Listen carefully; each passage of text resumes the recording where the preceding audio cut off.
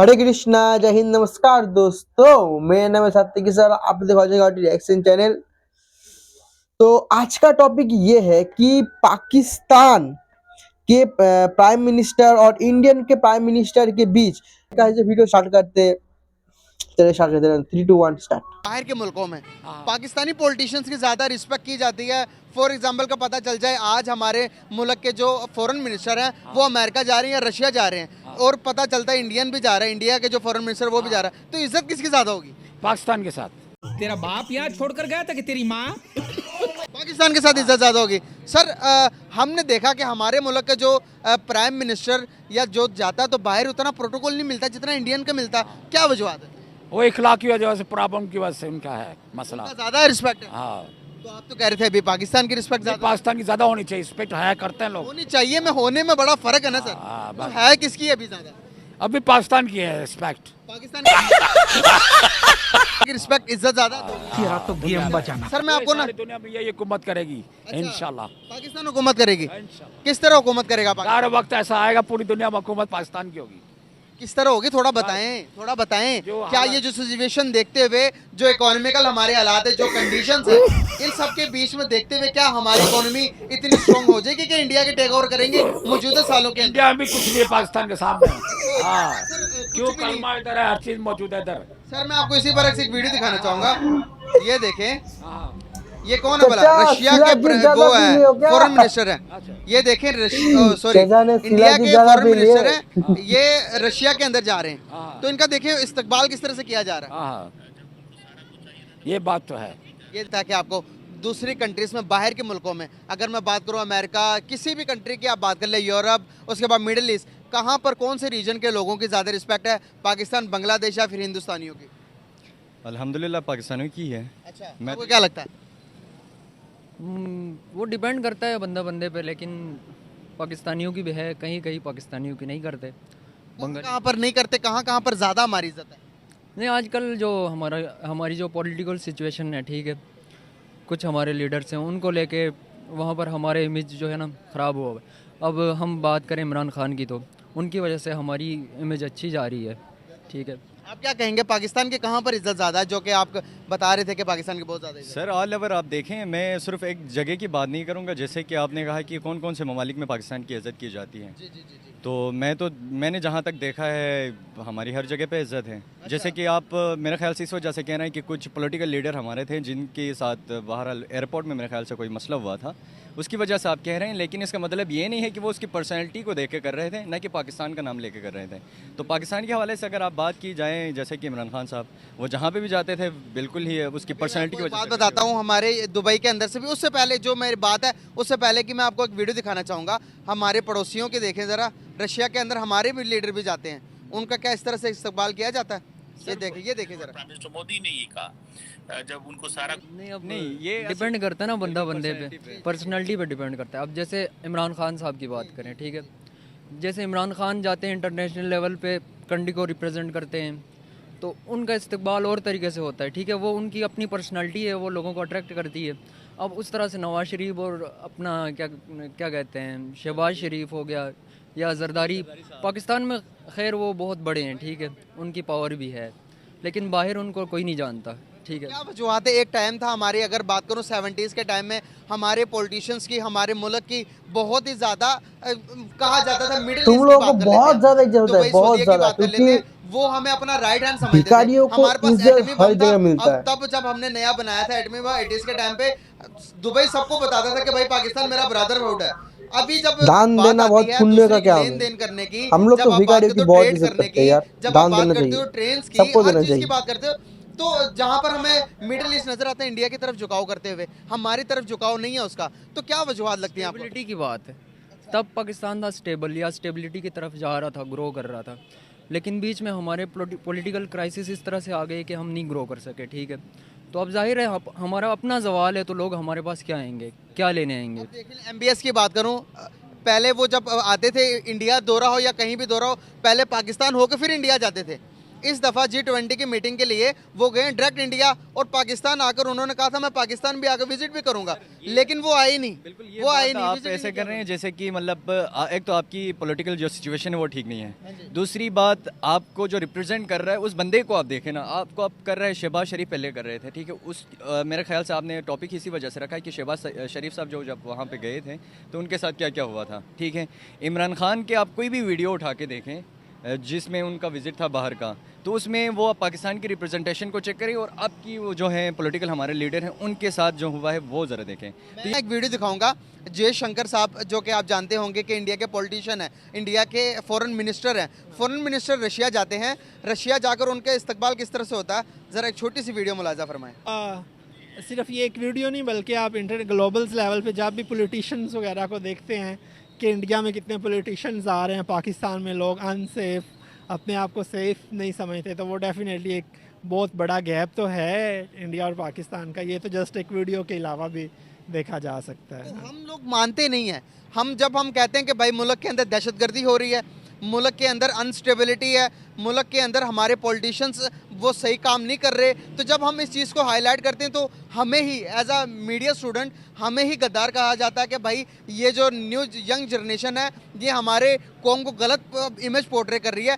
भाई जो होता वही बताते हैं, फैक्ट एंड फिगर्स पे बात करते हैं। तो आप मुझे बताएं जो चीज़ें अभी मैंने आपको बताई हैं, जो चीज़ें आपने भी कहा कि मुल्क के अंदर हालात ठीक नहीं है, दहशतगर्दी जिसकी वजह से बाहर से लोग विजिट नहीं करते, तो इसको ठीक कैसे किया जा सकता है? अगर मैं कंपैरिजन करूं हमारे और इंडिया के, एक ही टाइम में आज़ादी ली, क्या वजूहत है, कौन आगे कौन पीछे है?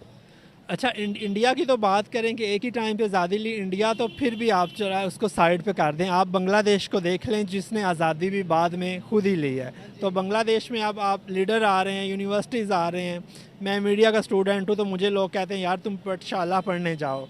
तो इंडिया तो मतलब ठीक है डेफिनेटली, मतलब वो ग्लोबल से शाला की तरह पाठशाला बांग्लादेश में एक बहुत बड़ा मीडिया स्टडी है, वहाँ पे इंटरनेशनल स्टूडेंट्स पढ़ने आते हैं। हाँ, तो पाकिस्तान में अभी तक उस तरह की यूनिवर्सिटीज़ अगर हैं भी तो हम अपनी स्ट्रगल्स में हैं कि अच्छा कौन सी पॉलिटिशियंस बेहतर है, कौन सी पॉलिटिशियंस बेहतर नहीं है।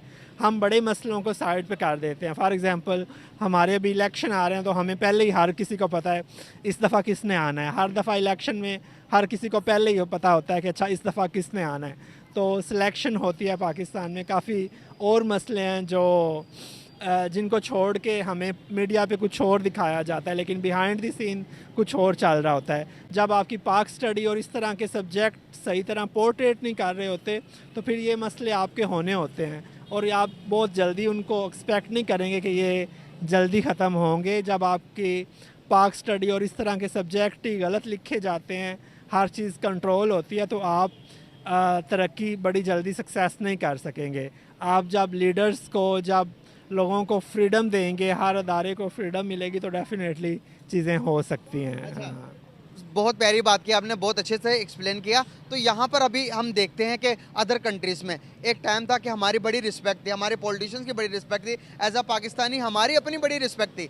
डे बाय डे चीज़ें चेंज होती गई, इंडिया हर चीज़ के ऊपर टेक ओवर करता गया। अब देख रहे हैं कि चाइना को भी टेक ओवर करते हुए नज़र आ रहा है। आईफोन मैन्युफैक्चरिंग के अंदर 50% जितने भी आईफोन थे वो चाइना में असेंबल होते थे, मैन्युफैक्चर होते थे। लेकिन अभी रतन टाटा ने ऐसा किया है कि अभी चाइना को कहा कि भाई लेबर भी सस्ती है, यहाँ पर बिजली भी फ्री है, आप जितना भी आपका मैन्युफैक्चर हो सकता है आप अपना मैन्युफैक्चर प्लांट इंडिया में करो। 25% इंडिया भी मैन्युफैक्चर कर रहा है, लेकिन आने वाले कुछ टाइम के अंदर 50% पूरा करेगा।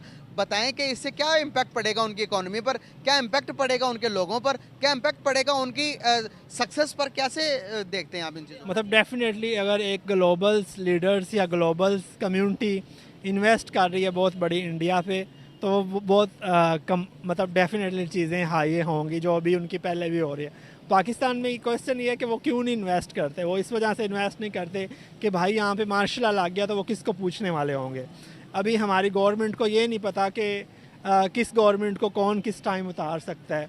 जब इस तरह की चीज़ें हैं तो मतलब हम क्वेश्चन नहीं कर सकते कि इंडिया आगे क्यों किया जा सका है। अभी जो क्वेश्चन हमें करना चाहिए वो हमें अपने आप से करना चाहिए कि हम किस तरह से इस सारे प्रोसेस में अपने आप को स्टेबल करते हैं। तो ये मेरा एक क्वेश्चन। हम एक टाइम था कि जब उन्होंने एटम बम बनाया तो हमने कहा कि घास खा लेंगे एटम बम बनाएंगे, जब वो चांद पर गए तो तब हमारे पॉलिटिशियन ने ये क्यों नहीं कहा कि घास खाएंगे हम भी चांद पर जाएंगे। अब जब उनकी इकोनॉमी $5 ट्रिलियन को टच करने जा रही है तो हमारे पॉलिटिशियन ये क्यों नहीं कहते कि घास खा लेंगे पर इकोनॉमी 5 ट्रिलियन को टच करवाएंगे।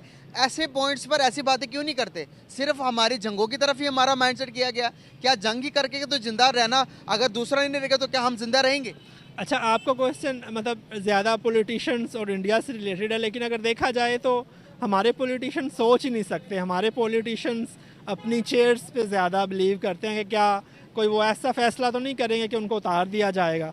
तो इंडिया में ये चीज़ें नहीं, जब आप फ्रीडम के साथ चीज़ें करें, बांग्लादेश की मिसाल ले लें, बाकी मिसालें ले लें, तो उनको वो डर नहीं होते। जब आप लोगों को चेयर्स के डर नहीं रह जाएंगे आपकी सियासी जमातों को, तो फिर आप फैसले करते हैं। तो अभी डेफिनेटली हम बेसिक नीड के ऊपर ही बात करते हैं कि हमारे लोगों को रोटी क्या चाहिए। अभी बात रोटी, कपड़ा, मकान, ये चीज़ें हम सुनते तो आ रहे हैं, लेकिन सैड ये चीज़ है कि हर रोज़ इस चीज़ से लोगों को नीड होती है, जूझना पड़ता है। तो वो एक चीज़ है। क्या देखते हैं कि आपने बुक भी लिखी है, किस हवाले से बुक लिखी है आपने और आपकी बुक लिखने का पर्पस क्या है।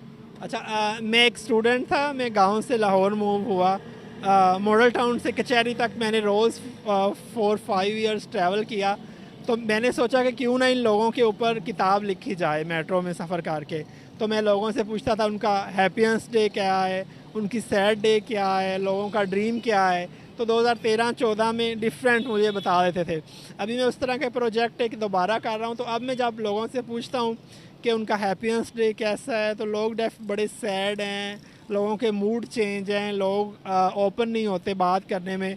तो जब मैं उसे कंपैरिजन करूं 10 साल पहले जो मैं लोगों से बात करता था, तो फिर डेफिनेटली लोगों के मूड डिफरेंट थे, एक डिफरेंट तरह का था। आजकल हर कोई मतलब बड़ा ज़्यादा स्ट्रगल में है। हाँ जी, हाँ। महंगाई की वजह से आप देख रहे हैं कि कितने हालात ख़राब हैं, आटा नहीं मिल रहा लोगों को। और चीज़ें, आटा तो चलो अब रिकवर हो गया, अब काफ़ी प्रोवाइड करना भी शुरू कर, लेकिन बहुत एक्सपेंसिव है। एक गरीब की पहुंच से हर चीज़ दूर होती जा रही है। अगर बात करेंगे middle class, lower middle class बंदा गाड़ी नहीं ले सकता, बाइक भी अफोर्ड करना बहुत मुश्किल हो गया। जो बाइक एक टाइम के अंदर 70-80 हज़ार की होती थी, आज वो 1.5 लाख 3 लाख की है। हाँ, बिल्कुल ऐसा ही है। मतलब जो लोग मतलब 10 साल पहले इतने ही पैसों में पड़ोसियों के पास गाड़ी आ जाती है 2.5 लाख। हाँ, ऐसा ही है। मतलब मैं जिन लोगों से बात करता हूँ, मेरी जो सारी रिसर्च है वो मिडिल क्लास और लोअर मिडिल क्लास के ऊपर है। तो उन्हीं लोग मतलब जिसका घर का एक फ़र्द भी पहले अर्न करता था, तो उनकी फैमिली मतलब सरवाइव नहीं बल्कि वो खुशी से होते थे। मतलब लाहौर वाले वो लोग बता रहे हैं कि अच्छा वो लाहौर आए हैं सैर करने के लिए, डिफरेंट चीज़ें के लिए। तो अब अगर उनसे पूछा जाए, उनकी फैमिली में 3 लोग भी जॉब कर रहे हैं, लेकिन फिर भी सम हो वो फेयर में है, वो चीज़ें हैं, वो स्ट्रगल कर रहे हैं। तो ये आई गेस बैरियर ख़त्म होना चाहिए कि हर किसी को मिडिल क्लास से अपर में जाना चाहिए या लोअर मिडिल से मिडिल में जाना चाहिए। लेकिन जो लोग जहाँ पे हैं उनको वहाँ पे ही चीज़ें मिलनी चाहिए। अगर कोई लोग गांव में है, बहावलपुर और थार वाली साइड पे है, तो उनके पास हॉस्पिटल्स होने चाहिए। अब पूरे पाकिस्तान को तो चिल्ड्रन हॉस्पिटल लाहौर में नहीं आना चाहिए। तो अभी भी आप मॉडल टाउन स्टेशन चले जाएं या चिल्ड्रन हॉस्पिटल के आगे चले जाएं, तो लोग आपको बता रहे होते हैं दे आर कमिंग फ्रॉम। चलिए दोस्तों, वीडियो यहीं तक था। पहले जो लड़के थे वो बहुत ही एंटरटेनिंग लड़के थे, बहुत ही मजा आया उन लोगों को सुनकर, बहुत ही अच्छा लगा। और पहले वाले जो अंकल थे वो तो अलग ही दिशा में थे। वो शायद घर से ज्यादा ही शिलाजीत खा के आ गए थे, जिसके कारण उनका जो दिमाग है कुछ और ही बोल रहा था। पाकिस्तान को सम्मान ज्यादा मिल रहा है इंडिया से। मुझे पता नहीं कि कौन सा नशा इनहेल करने के बाद आदमी इतना ज्यादा बावला हो जाता है, जो ये बात कह पाए। जो पहले वाले जो अंकल थे शायद वो देखिए, मेन बात ये है कि किसी कंट्री को इज्जत मिलना या ना मिलना, ये पूरा डिपेंड करता है उस कंट्री के जियोपॉलिटिक्स के ऊपर, उस कंट्री के महत्व के ऊपर, उस कंट्री के पावर के ऊपर। तो इन सभी क्राइटेरिया में पाकिस्तान कहीं नहीं ठहरता। तो आप लोगों को कैसे सम्मान मिलेगा, ये पाकिस्तानियों सोच भी कह सकते हो। सिर्फ जियोग्राफी के कारण आप लोगों को इतना ज्यादा सम्मान मिल रहा था पिछले कई दिनों से, जब तक अफगानिस्तान में जरूरत था अमेरिका को और वेस्टर्न कंट्री को। लेकिन अफगानिस्तान से हटने के बाद आपका कोई इज्जत नहीं रहा। एटम बम बना लेंगे, एटम बम बना लेंगे, एटम बम बना लेंगे, लेकिन स्पेस में नहीं जाएंगे। इसका बहुत बढ़िया बात बोला है मुजम्मिल भाई ने। इसका एक जवाब ले लीजिए मेरी तरफ से। अगर आप लोग स्पेस में जाते तो उससे पाकिस्तान अवाम को मिलता क्या, पहले वो बताइए। कुछ भी मिलता? क्या होता? जाकर चांद में पहुंच जाते, उससे क्या होता? चांद तो बाजू में है, एकदम बाजू में, उसको देखा जा सकता है, उसको ऑब्जर्व किया जा सकता है। चांद तो एकदम करीब है ना, उसको तो देखा ऑब्जर्व किया जा सकता है, तो जरूरत क्या है स्पेस मिशन की। लेकिन पाकिस्तानी जो न्यूक्लियर बम बनाए हैं उसके कारण पाकिस्तान में एड्स आते हैं, पाकिस्तान में पैसे आते हैं फॉरेन, क्योंकि पाकिस्तानी का एक ही बयान है ना, अगर भीख नहीं दोगे तो हम न्यूक्लियर मिसाइल दे देंगे हमारे साइंटिस्टों के हाथ। जिसके कारण वर्ल्ड डर से, दुनिया का डर है कि पाकिस्तान एक रोग कंट्री अपना न्यूक्लियर मिसाइल कहीं शांति दूतों के हाथ में ना दे, इसलिए आप लोगों को पैसे मिलता है। तो इसीलिए आपके जो मिलिट्री जनरल थे वो बहुत ही विजनरी थे, बहुत ही विजनरी। उन लोगों को आप रिस्पेक्ट कीजिए। उनको पता था कि हमारे कंट्री भीख में ही चलेगा, तो उसके लिए भीख लेंगे, लेकिन आपको ब्लैकमेल करके भीख लेंगे। चलिए दोस्तों, आज का वीडियो यही तक था। बहुत मजा आया देखने में, और वास्तविकता यही है कि इंडिया का रिस्पेक्ट हर जगह है, क्योंकि अभी हम बहुत सारे मामलों में, बहुत सारे पायदान में बहुत ऊपर आ रहे हैं, और पाकिस्तानियों जो भिखारी है उनको इज्जत दिया जाता है। हम तो देते हैं, अब दुनिया का पता नहीं, वो पता नहीं। इमरान खान तो बदनाम ही है कटोरा खान नाम से। चलिए दोस्तों, वीडियो तक था। उम्मीद आप लोगों को देखने में मजा आएगा। मिलूंगा आपको ऐसे ही अगले धमाकेदार वीडियो के साथ। तब तक के लिए जय हिंद, जय भारत और वंदे मातरम।